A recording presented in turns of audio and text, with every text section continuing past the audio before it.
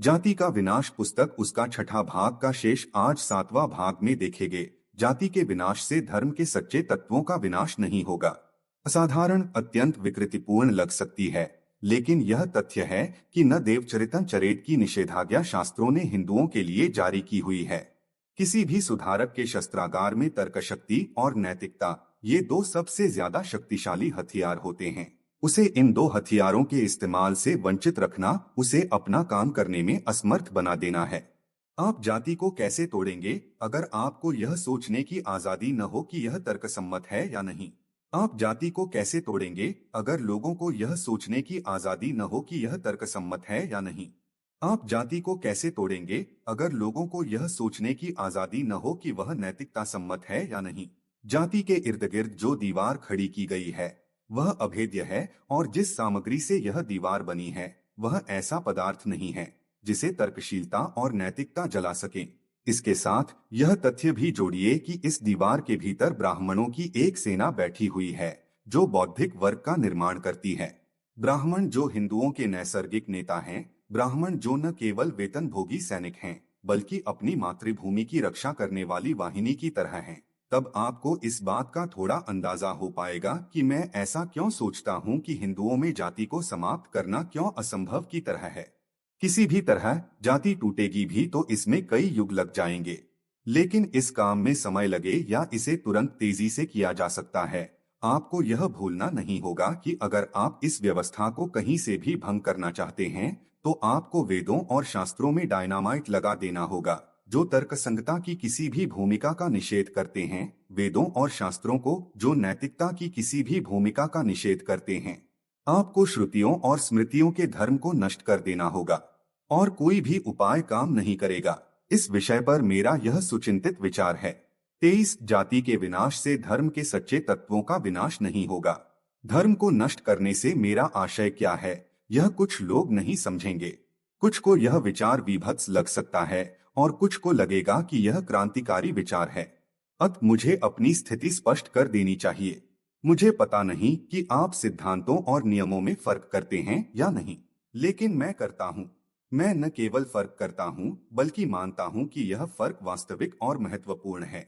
नियम व्यवहार के लिए होते हैं, वे एक नुस्खे के अनुसार आदतन काम करने का मार्ग निर्देश करते हैं, लेकिन सिद्धांत बौद्धिक होते हैं, वे चीजों का मूल्यांकन करने के लिए उपयोगी तरीके हैं।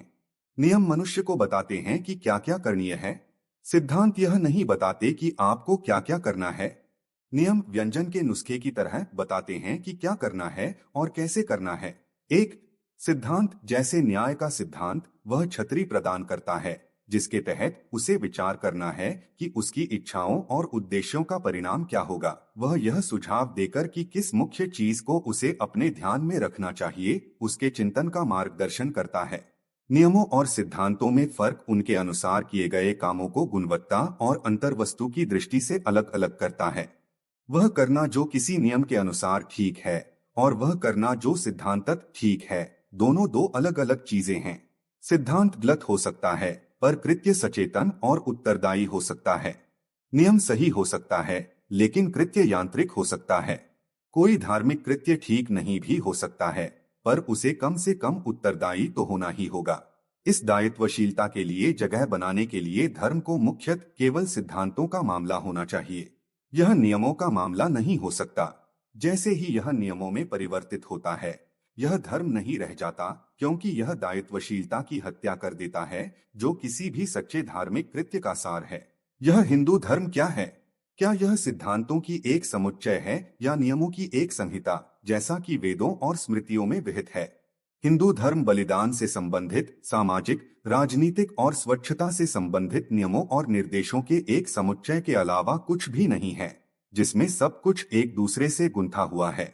हिंदू जिसे धर्म कहते हैं वह आदेशों और निषेधों की एक भीड़ के अलावा कुछ भी नहीं है। आध्यात्मिक सिद्धांतों जो सच्चे अर्थ में सार्वत्रिक होते हैं, जो सभी नस्लों पर, सभी देशों पर, सभी समय में लागू होते हैं, के रूप में धर्म इन आदेशों निषेधों में नहीं पाया जाता, और पाया भी जाता है तो वह हिंदू के जीवन में नियंत्रणकारी भूमिका नहीं निभाता। हिंदू के लिए धर्म का मतलब है आदेश और निषेध। यह उस अर्थ से स्पष्ट है जिस अर्थ में धर्म शब्द का प्रयोग वेदों और स्मृतियों में हुआ है, और जो अर्थ भाष्यकारों ने समझा है। धर्म शब्द का प्रयोग वेदों में अधिकांशत धार्मिक आदेशों या अनुष्ठानों के अर्थ में किया गया है।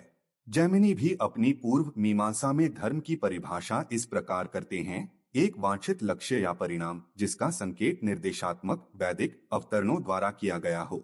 सरल शब्दों में कहा जाए तो हिंदू जिसे धर्म कहते हैं वह वस्तुत कानून है, सर्वोत्तमत एक वर्ग नैतिकता का कानूनी रूप है। साफ साफ कहूं तो आदेशों निषेधों की इस संहिता को धर्म कहने से मैं इनकार करता हूं। इस प्रकार की संहिता जिसे धर्म बताकर लोगों को गुमराह किया जाता है कि पहली बुराई यह है कि यह स्वतंत्रता और स्वाभाविकता के नैतिक जीवन से मनुष्य को वंचित कर देती है और इसे कम से कम विवेकवान लोगों के लिए एक बाहर से आरोपित नियमों के प्रति उद्विग्न तथा दास्तापूर्ण समर्पण में घटा देती है। इसके तहत आदर्शों के प्रति समर्पण के लिए कोई जगह नहीं है, सिर्फ आदेशों का यथानुसार पालन है। लेकिन आदेशों निषेधों की इस संहिता की सबसे बड़ी बुराई यह है कि इसके द्वारा विहित नियम वही के वही बने रहते हैं, आज भी वही, कल भी वही और हमेशा वही। वे इसलिए अन्यायपूर्ण हैं कि वे सभी वर्गों के लिए समान नहीं हैं। लेकिन यह अन्याय स्थायी भी हो जाता है क्योंकि पीढ़ी दर पीढ़ी यह एक जैसा बना रहता है। इस प्रकार की योजना का आपत्तिजनक हिस्सा यह नहीं है कि ये कुछ खास लोगों द्वारा, जो मसीहा या कानून निर्माता कहे जाते हैं, बनाए जाते हैं। इस प्रकार की योजना का आपत्तिजनक हिस्सा यह है कि इस संहिता को अंतिम और अपरिवर्तनशील चरित्र का बना दिया गया है। सुखी होना दुर्भाग्यवश व्यक्ति की स्थितियों और परिस्थितियों के अनुसार और विभिन्न लोगों तथा युगों की स्थितियों के अनुसार बदलता रहता है। चूंकि स्थिति ऐसी ही है, मानवता तंग और अपंग हुए बिना कैसे शाश्वत कानूनों की इस संहिता को कैसे सहन कर सकती है। अतः यह कहने में मुझे कोई हिचक नहीं है कि इस तरह के धर्म को अवश्य नष्ट कर देना चाहिए, और मैं कहता हूं कि इस प्रकार के धर्म को नष्ट कर देने में कुछ भी अधार्मिक नहीं है। सचमुच मैं मानता हूं कि यह आपका पुनीत कर्तव्य है कि आप इस मुखौटे को उखाड़ फेंकें, इस मिथ्या प्रतिनिधित्व को दूर कर दें जिसका जन्म इस कानून को धर्म के गलत नाम से पुकारे जाने से होता है। यह आपके लिए एक जरूरी कदम है। जैसे ही आपने लोगों को इस भ्रांतिपूर्ण प्रतिनिधित्व से मुक्त करा दिया और उन्हें यह समझने में सक्षम बना दिया कि उन्हें जो चीज धर्म बताई जाती है वह वास्तव में कानून है, आप इस स्थिति में आ जाएंगे कि इसे संशोधित करने या समाप्त करने की मांग कर सकें। जब तक लोग इसे धर्म समझेंगे वे इसे बदलने के लिए तैयार नहीं होंगे, क्योंकि धर्म की धारणा सामान्य तौर पर परिवर्तन की धारणा के साथ जुड़ी नहीं होती, लेकिन कानून की धारणा परिवर्तन की धारणा से जुड़ी रहती है। और जब लोगों को पता चलेगा कि जिसे धर्म कहा जाता है वह वास्तव में कानून है, पुराना और आदिम जमाने का, वे परिवर्तन के लिए राजी हो जाएंगे, क्योंकि लोग जानते हैं और स्वीकार करते हैं कि कानून को बदला जा सकता है। 24 पुरोहित का पद वंशानुगत नहीं, योग्यता पर आधारित होना चाहिए। मैं नियमों के रूप में काम करने वाले धर्म की भर्त्सना करता हूँ, लेकिन यह नहीं समझना चाहिए कि मेरी राय में धर्म की कोई जरूरत नहीं है। इसके विपरीत मैं बर्क से अपनी सहमति प्रकट करता हूँ जब वे कहते हैं कि सच्चा धर्म समाज की बुनियाद है, वह आधार जिस पर समस्त सच्चा नागरिक शासन आधारित होता है और जिससे सत्ता अपनी प्राधिकारिता प्राप्त करती है और दोनों को वैधता मिलती है। इसलिए जब मैं यह कहता हूं कि आदिम जमाने के इन नियमों को समाप्त किया जाए, तब मैं इसके लिए भी चिंतित रहता हूं कि उनका स्थान सिद्धांतों के धर्म द्वारा ग्रहण किया जाना चाहिए, क्योंकि यही सच्चा धर्म होने का दावा कर सकता है। सचमुच मैं धर्म की आवश्यकता का इतना कायल हूं कि मुझे लगता है कि धार्मिक सुधार के जिन पहलुओं को मैं जरूरी समझता हूं, उनकी एक संक्षिप्त रूपरेखा आपके सामने मुझे पेश करनी चाहिए। मेरी राय में इस सुधार के आधारभूत पहलू ये होने चाहिए: एक, हिंदू धर्म की एक और सिर्फ एक मानक पुस्तक होनी चाहिए जो सभी हिंदुओं को स्वीकार्य हो और जिसे सभी हिंदुओं की मान्यता प्राप्त हो।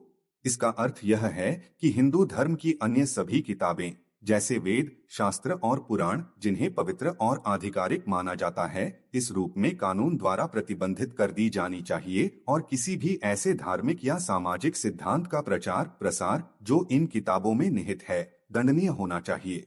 2, यह बेहतर होगा यदि हिंदुओं में पुजारीगिरी को समाप्त कर दिया जाए, लेकिन चूंकि यह असंभव प्रतीत होता है, इसलिए पुजारीगिरी कम से कम पैतृक आधार पर न हो। प्रत्येक व्यक्ति को जो अपने को हिंदू घोषित करता है पुजारी होने का पात्र मानना चाहिए। कानून द्वारा यह प्रावधान होना चाहिए कि कोई भी हिंदू तब तक पुजारी होने का पात्र नहीं होगा जब तक उसने राज्य द्वारा निर्धारित एक परीक्षा पास न कर ली हो और उसके पास पुजारी की तरह काम करने की राज्य द्वारा जारी सनद न हो। 3, जिसके पास यह सनद न हो, ऐसे पुजारी द्वारा संपन्न कराया हुआ कोई भी अनुष्ठान कानून की निगाह में वैध नहीं होगा और सनद रहित व्यक्ति द्वारा पुजारी की भूमिका निभाना कानून द्वारा दंडनीय बना दिया जाना चाहिए। 4, पुजारी को राज्य का कर्मचारी होना चाहिए और अन्य नागरिकों के साथ साथ उस पर देश का सामान्य कानून तो लागू होना ही चाहिए। उसकी नैतिकता, विश्वासों और उसके द्वारा कराई गई पूजा के मामलों में उसकी स्थिति ऐसी होनी चाहिए कि राज्य उस पर अनुशासन भंग की कार्यवाही कर सके।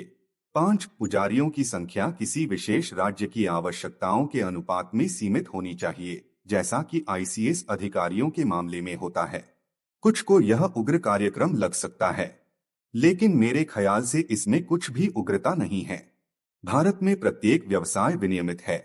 इंजीनियरों को अपनी निपुणता दिखानी होगी, डॉक्टरों को अपनी निपुणता दिखानी होगी, वकीलों को अपनी प्रवीणता दिखानी होगी, तभी अपना अपना व्यवसाय करने की अनुमति उन्हें मिल पाती है।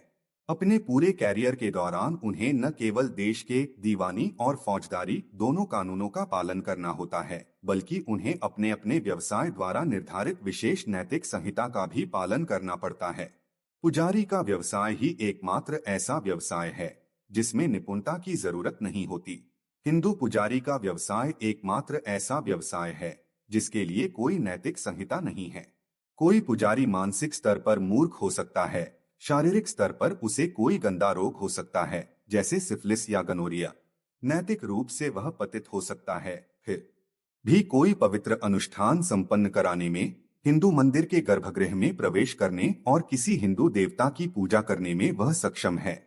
यह सब इसीलिए संभव होता है क्योंकि हिंदुओं में पुजारी होने के लिए किसी व्यक्ति के लिए इतना ही पर्याप्त है कि उसका जन्म किसी पुजारी जाति में हुआ हो। यह सारा मामला निकृष्ट है और इस तथ्य की वजह से है कि हिंदुओं में पुजारी वर्ग पर न तो कानून का कोई अंकुश है और न नैतिकता का। उसके कोई कर्तव्य भी नहीं है। वह सिर्फ अपने अधिकारों और विशेषाधिकारों को जानता है। यह एक ऐसा कीट है जिसे लगता है देवताओं ने जनता के बीच उसके मानसिक और नैतिक क्षय के लिए खुला छोड़ दिया है। पुजारी वर्ग को किसी ऐसे कानून के तहत नियंत्रण में लाना होगा जिसकी रूपरेखा मैंने ऊपर प्रस्तुत की है। यह इस वर्ग को शरारत करने और लोगों को गुमराह करने से रोकेगा। चूंकि इससे पुजारी का व्यवसाय सभी के लिए खुल जाएगा, इसलिए इस संस्था का लोकतंत्रीकरण भी करना होगा। इससे निश्चय ही ब्राह्मणवाद की हत्या करने में मदद मिलेगी और यह जाति की हत्या करने में भी मदद करेगा, जो ब्राह्मणवाद का ही साक्षात अवतार है। ब्राह्मणवाद एक ऐसा विष है जिसने हिंदू धर्म को नष्ट कर दिया है। अगर आप ब्राह्मणवाद की हत्या करते हैं तो आप हिंदुत्व को बचाने में सफल हो जाएंगे। इस सुधार का विरोध किसी भी क्षेत्र से नहीं होना चाहिए। आर्य समाजियों को भी इसका स्वागत करना चाहिए क्योंकि यह उनके अपने गुणकर्म के सिद्धांत का एक अनुप्रयोग मात्र है। आप ऐसा करें या न करें, आपको अपने धर्म का एक नया सैद्धांतिक आधार बनाना होगा, एक ऐसा आधार जो स्वतंत्रता, समानता और भ्रातृत्व, संक्षेप में लोकतंत्र के साथ तालमेल बना सके। मैं इस विषय का अधिकारी नहीं हूँ, लेकिन मुझे बताया गया है कि ऐसे धार्मिक सिद्धांतों के लिए जिनका तालमेल स्वतंत्रता, समानता और भ्रातृत्व से हो, विदेशी स्रोतों से उधार लेने की जरूरत नहीं होगी और आप उपनिषदों से अपने सिद्धांत निकाल सकते हैं। उनमें जो अयस्क है उसे बिल्कुल नई शक्ल देते हुए, उसे काफी हद तक नष्ट और उसके टुकड़े करते हुए आप ऐसा कर सकते हैं। यह मेरे कहने के दायरे से बाहर है। इसका अर्थ होगा जीवन के बारे में दृष्टिकोण में बुनियादी परिवर्तन। इसका अर्थ होगा जीवन के मूल्यों में संपूर्ण बदलाव। इसका अर्थ होगा मनुष्यों और चीजों के प्रति नजरिए और रवैये में संपूर्ण परिवर्तन। इसका अर्थ होगा धर्म परिवर्तन। लेकिन यह शब्द आपको अच्छा न लगे तो मैं कहूंगा नया जीवन। लेकिन नया जीवन ऐसे शरीर में प्रवेश नहीं कर सकता जो मृत है। नया जीवन नए शरीर में ही प्रवेश कर सकता है। पुराने शरीर को मरना होगा ताकि नया शरीर अस्तित्व में आ सके और उसमें नया जीवन दाखिल हो सके।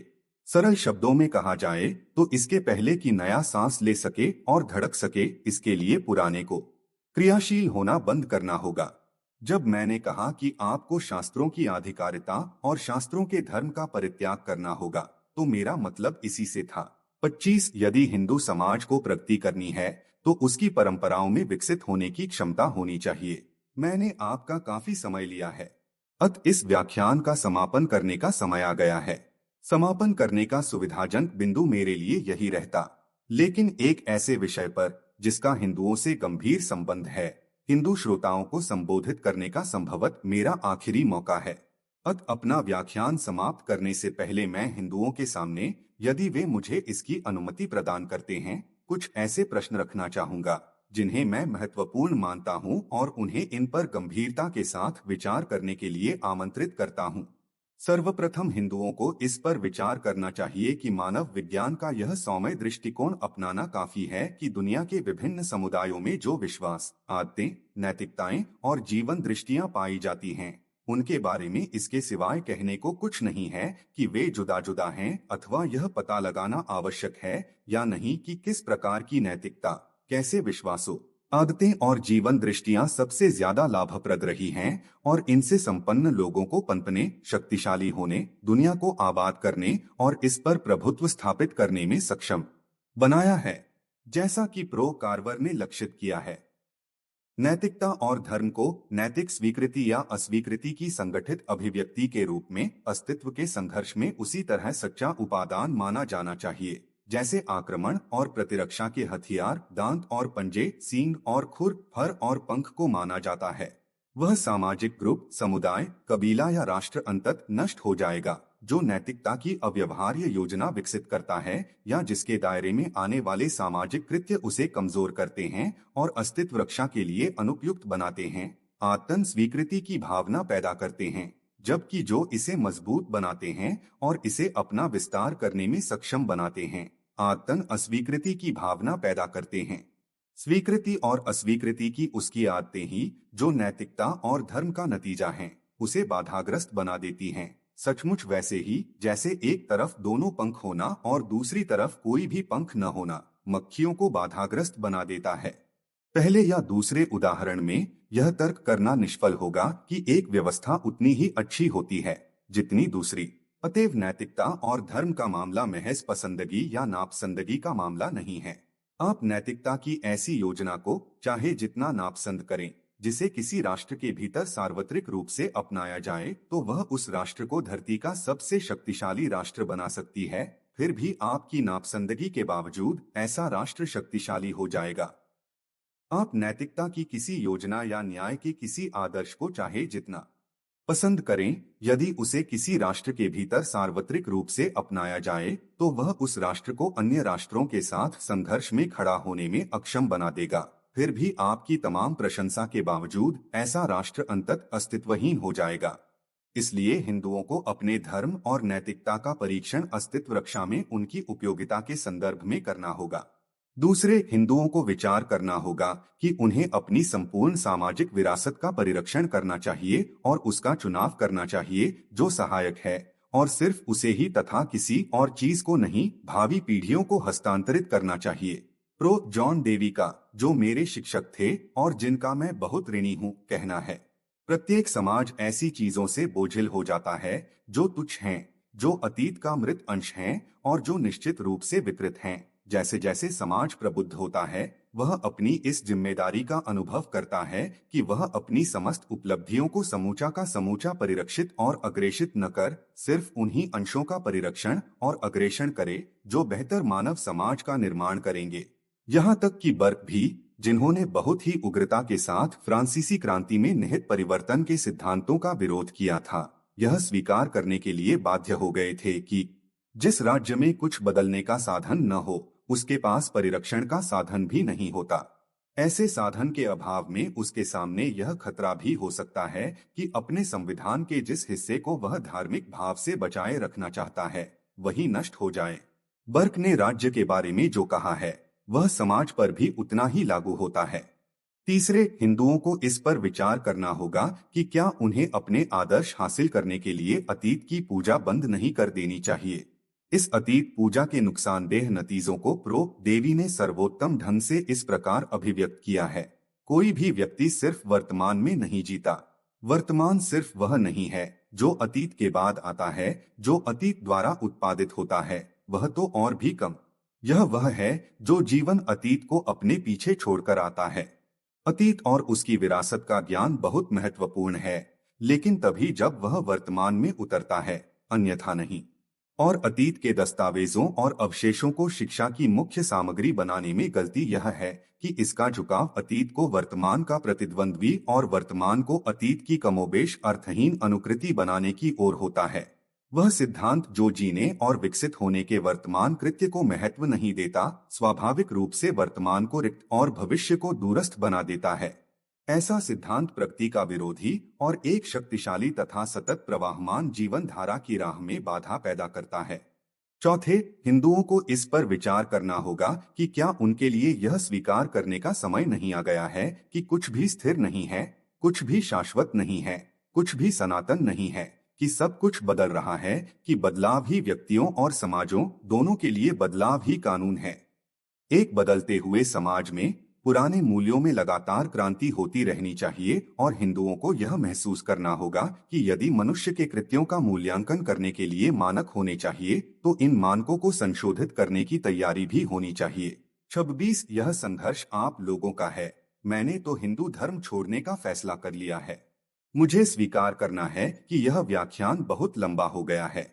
व्याख्यान की चौड़ाई या गहराई से इस दोष का कुछ हद तक परिमार्जन होता है या नहीं, इसका निर्णय आपको करना है। मैं सिर्फ यह दावा करता हूं कि मैंने अपने विचार स्पष्ट रूप से आपके सामने रखे हैं। उनकी सिफारिश करने के लिए मेरे पास लगभग कुछ नहीं है, सिवाय आपकी नीति का कुछ अध्ययन और एक गहरा सरोकार। अगर आप मुझे यह कहने की अनुमति दें, तो ये विचार एक ऐसे आदमी के हैं जो न कभी भी सत्ता का औजार रहा, न महानता का चाटुकार। ये विचार एक ऐसे आदमी के हैं जिसका लगभग संपूर्ण सार्वजनिक प्रयास गरीबों और पीड़ितों की स्वतंत्रता के लिए एक सतत संघर्ष रहा है और जिसे एकमात्र पुरस्कार राष्ट्रीय पत्र पत्रिकाओं और राष्ट्रीय नेताओं द्वारा मिथ्या अभियोग और गाली गलौज की वर्षा के रूप में मिला है, किसी अन्य कारण से नहीं, बल्कि सिर्फ इसलिए कि मैं उनके साथ मिलकर यह चमत्कार, इसे मैं हाथ की सफाई नहीं कहूँगा, करने से इनकार करता हूं कि पीड़ितों को अत्याचारी का स्वर्ण देकर आजाद किया जा सकता है और गरीबों को अमीरों का पैसा देकर उठाया जा सकता है। मेरे विचारों को आप स्वीकार करें, इसके लिए हो सकता है कि यह काफी न हो। मेरा ख्याल है इसकी संभावना कम ही है कि वे आपके विचारों को बदल सकेंगे, लेकिन वे आपको प्रभावित करते हैं या नहीं, यह जिम्मेदारी संपूर्ण रूप से आपकी है। आपको अपने स्तर पर जाति की जड़ उखाड़ने का प्रयास करना होगा, अगर मेरे तरीके से नहीं तो आपके अपने तरीके से। मुझे खेद है, मैं आपके साथ नहीं होऊंगा। मैंने धर्म बदलने का फैसला कर लिया है। इसके कारण बताने के लिए यह उपयुक्त स्थान नहीं है। यद्यपि मैं आपके दायरे से बाहर चला जाऊंगा, मैं आपके आंदोलन को सक्रिय सहानुभूति से देखता रहूंगा और मेरी सहायता का मूल्य जो भी हो वह आपको मिलेगा। आपका काम एक राष्ट्रीय काम है।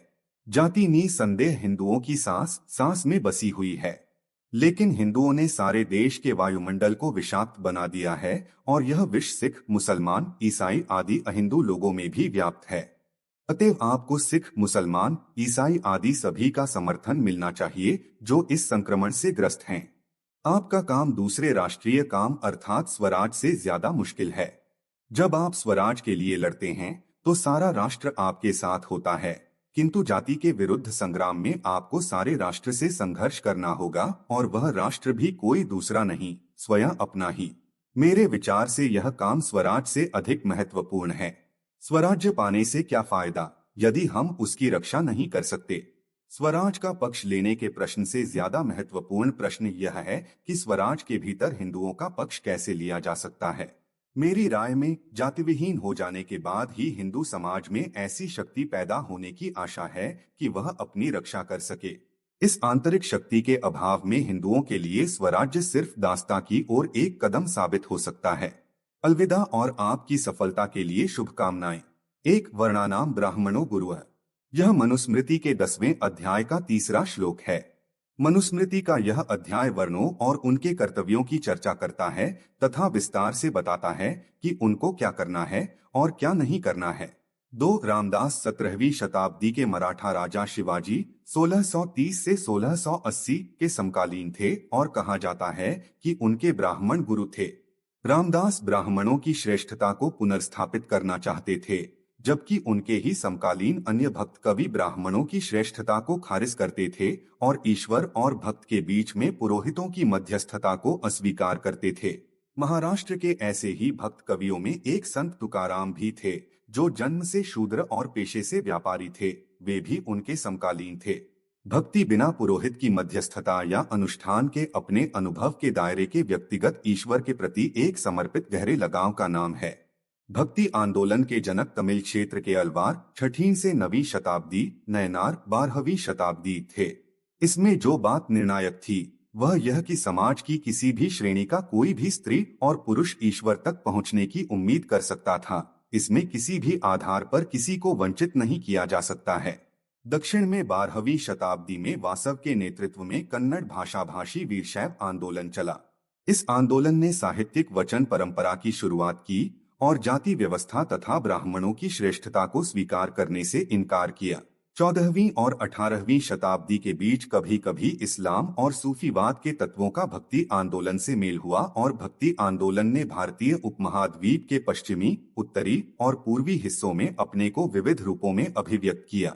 यह अभिव्यक्ति संतों या शिक्षकों के कामों के माध्यम से हुई। इन संतों में अधिकांश श्रमिक जातियों से आए थे, लेकिन इसमें ब्राह्मण जैसे कि पश्चिम भारत में दानेश्वर या बंगाल में चैतन्य भी आए थे। इन लोगों ने भक्ति आंदोलन के समतावादी सिद्धांतों और विश्वासों को अपनाया। 3 रामदास का ग्रंथ दासबोध के 20 भागों में 70,000 ओवियां मराठी छंद संकलित हैं। यह ग्रंथ वेदांत दर्शन की व्याख्या करता है। रामदास ब्राह्मणों की सर्वश्रेष्ठता को पुनः स्थापित करने की आवश्यकता बताते हैं और यह विचार प्रकट करते हैं कि मराठी समाज सामाजिक स्तर पर एक टूटन की स्थिति में है, जिसका कारण मुस्लिम आक्रमण, हिंदुओं का इस्लाम में धर्मांतरण और ब्राह्मण आध्यात्मिक नेतृत्व का स्थान अनधिकृत तरीके से गैर ब्राह्मण वाकरी संतों और गुरुओं द्वारा ले लेना है। रामदास आज भी हिंदू राष्ट्रवादियों, विशेषकर महाराष्ट्र के चित्पावन ब्राह्मणों के नायक हैं। 4 अंत्यज शब्द का इस्तेमाल उन लोगों के लिए किया जाता है जो वर्ण व्यवस्था के दायरे से बाहर थे। वर्ण व्यवस्था में ब्राह्मण, पुरोहित, क्षत्रिय, योद्धा, वैश्य, व्यापारी और किसान और शूद्र सेवक शामिल थे। इनमें पहले 3 द्विज माने जाते हैं। शूद्र सेवकों का वर्ग है जिनका काम 3 वर्गों की सेवा करना है। अंत्यज इस दायरे से बाहर थे। वे अस्पृश्य थे और गांव के बाहर रहते थे। 5 सवर्ण जो वर्ण व्यवस्था के भीतर उच्च जाति के हैं। यह शब्द अब द्विज जातियों के लिए रूढ़ हो गया है। 6 आम्बेडकर ने यह शब्दावली जॉन डेवी 1859 से 1952 से ली थी। जॉन डेवी व्यवहारवादी दार्शनिक, क्रांतिकारी लोकतांत्रिक और शिक्षाशास्त्री थे, जिन्होंने आम्बेडकर को कोलंबिया विश्वविद्यालय में पढ़ाया था। जॉन डेवी ने आम्बेडकर को गहरे स्तर पर प्रभावित किया। डेवी ने लगभग 40 किताबें लिखीं। उन्होंने अपने समय के सबसे महत्वपूर्ण राजनीतिक और शैक्षिक संस्थाओं के निर्माण में सहयोग किया। इन संस्थाओं में American Civil Liberties Union, the National Association for the Advancement of Colored People नाक, the League for Industrial Democracy, the New York Teacher Union, the American Association of University Professor और New School for Social Research शामिल हैं। सामाजिक दक्षता एक शब्द है जिसकी शुरुआत 1884 में हुई, जब इस शब्दावली को ब्रिटिश समाजशास्त्री बेंजामिन किड, जो अपनी कृति सोशल इवोल्यूशन 1884 के लिए जाने जाते हैं, उन्होंने इस शब्द का इस्तेमाल एक सामाजिक डार्विनवादी सिद्धांत के अर्थों में किया था। लेकिन डेवी और अन्य लोग इस शब्दावली को संकुचित अर्थ और उपयोगितावादी दृष्टिकोण से बाहर निकालना चाहते थे और उसमें मानवतावादी मूल्य भरना चाहते थे। शिक्षा के क्षेत्र में यह शब्द 1920 के दशक में व्यापक रूप में प्रचलन में आया। जॉन डेवी और आम्बेडकर के लिए सामाजिक क्षमता इस बात पर निर्भर करती है कि व्यक्ति विशेष इस बात में सक्षम है कि वह स्त्री या पुरुष अपनी काबिलियत का चुनाव करे और उसका पूर्णतया विकास कर सके और इस प्रकार सचेत तरीके से सामाजिक क्रियाकलापों में अपना योगदान दे। एक ऐसी व्यवस्था जो एक व्यक्ति के पेशे, उसकी जाति या वर्ग के आधार पर पहले से ही तय करे दे, ऐसी परिस्थिति सृजित नहीं कर सकती जहां सभी व्यक्तियों के व्यक्तित्व का पूर्ण विकास हो। इसका नतीजा सामाजिक अक्षमता होती है। अपने उद्भव के आधार पर यह शब्द 20वीं शताब्दी के शुरुआत में वैज्ञानिक सिद्धांतों के आधार पर समाज, राजनीति और अर्थव्यवस्था के क्षमता के आधार पर पुनर्संगठित करने के प्रयासों का हिस्सा था। 7 भारतीय राष्ट्रीय कांग्रेस की स्थापना ब्रिटिश राज में 28 दिसंबर 1885 में हुई थी। इसके संस्थापकों में ओह्यूम थियोसॉफिकल सोसाइटी के प्रमुख सदस्य दादा भाई नौरोजी और दिनशा वाचा शामिल थे। अपने गठन के शुरुआती समय में कांग्रेस ब्रिटिश सत्ता से कुछ सुधारों की मांग करने तक सीमित थी और उसका दायरा उच्च जातियों और अभिजात वर्ग तक ही था। धीरे धीरे कांग्रेस का व्यापक जनता के बीच प्रभाव बढ़ता गया। 1920 के बाद कांग्रेस पर पूरी तरह से मोहनदास करमचंद गांधी का नेतृत्व स्थापित हो गया। 1930 आते आते कांग्रेस ब्रिटिश औपनिवेशिक सत्ता से स्वराज की मांग करने लगी। कांग्रेस ब्रिटिश औपनिवेशिक सत्ता से भारत की स्वतंत्रता की मांग की अगुवाई करने वाली मुख्य पार्टी बन गई। आम्बेडकर का मानना था कि कांग्रेस मूलतः उच्च जातीय हिंदुओं के हितों को केंद्र में रखने वाली पार्टी है। 8 भारतीय राष्ट्रीय सोशल कॉन्फ्रेंस की स्थापना महादेव गोविंद रानाडे 1842 से 1901 ने 1887 में की थी। इसकी स्थापना भारतीय राष्ट्रीय कांग्रेस की स्थापना के 2 वर्ष बाद हुई थी। इसकी स्थापना का उद्देश्य कांग्रेस के सामाजिक पहलू को आगे बढ़ाना था। इसने मुख्य रूप से महिलाओं के सामाजिक उत्थान पर अपना ध्यान केंद्रित किया। बाल गंगाधर तिलक जैसे रूढ़िवादी नेताओं ने सोशल कॉन्फ्रेंस के अनुयायियों के साधारण सुधारों के प्रस्ताव का भी सख्त विरोध किया। 9 बाल गंगाधर लोकमान्य तिलक 1865 से 1920 एक चित्पावन ब्राह्मण और एक सामाजिक रूढ़िवादी थे जो कांग्रेस के राष्ट्रवाद को एक खास तरह के अति दक्षिणपंथी रंग में रंगना चाहते थे। तिलक महिलाओं और गैर ब्राह्मणों की शिक्षा तक को राष्ट्रीयता की क्षति के रूप में देखते थे और उस समय लड़कियों की शिक्षा के लिए स्थापित स्कूलों का लगातार विरोध करते रहे। यह काम वे उस समय से कर रहे थे जब उनके समकालीन ज्योतिराव फुले न केवल ब्राह्मणवाद पर चौतरफा हमला बोल रहे थे, अपितु स्त्रियों और शूद्रों तथा अतिशूद्रों की शिक्षा के लिए स्कूलों की स्थापना भी कर रहे थे। ज्योतिराव फुले ने अपनी पत्नी सावित्री को शिक्षित किया और लड़कियों के लिए स्कूलों की स्थापना की जिसमें अस्पृश्यों का भी प्रवेश होता था। 10 सोशल कॉन्फ्रेंस और कांग्रेस की रूढ़िवादी शक्तियों के बीच तीखा संघर्ष चलता रहा। महाराष्ट्र में तिलक ने गणपति और शिवाजी त्योहारों के माध्यम से हिंदू प्रतीकों का राजनीतिक संदेश देने के लिए सशक्त इस्तेमाल किया। 1895 में जब कांग्रेस का सम्मेलन पुणे में हुआ तो तिलक के सामाजिक सुधार विरोधी सहयोगियों ने उपद्रव करके सोशल कॉन्फ्रेंस को इस बात के लिए बाध्य कर दिया कि वे कांग्रेस के स्थल का अपने सम्मेलन के लिए इस्तेमाल करना छोड़ दें। 11 व्योमेश चंद्र बनर्जी भारतीय राष्ट्रीय कांग्रेस के संस्थापक सदस्यों में से एक थे और कांग्रेस के पहले अध्यक्ष बने। एक वकील के रूप में वे भारत और इंग्लैंड दोनों जगहों पर काम करते थे और सेवानिवृत्त होने के बाद वे इंग्लैंड के क्रोडन में बस गए। इंग्लैंड में अध्ययन करने के दौरान वे एक पत्र में अपने चाचा को लिखते हैं, मैंने जाति के संबंध में हर प्रकार के विचारों को खारिज कर दिया है। मैं अपने देश के लोगों के सभी गर्हित व्यवहारों से घृणा करने लगा हूं और मैं यह पत्र पूरी तरह से व्यक्तित्वांतरित व्यक्ति की तरह लिख रहा हूं।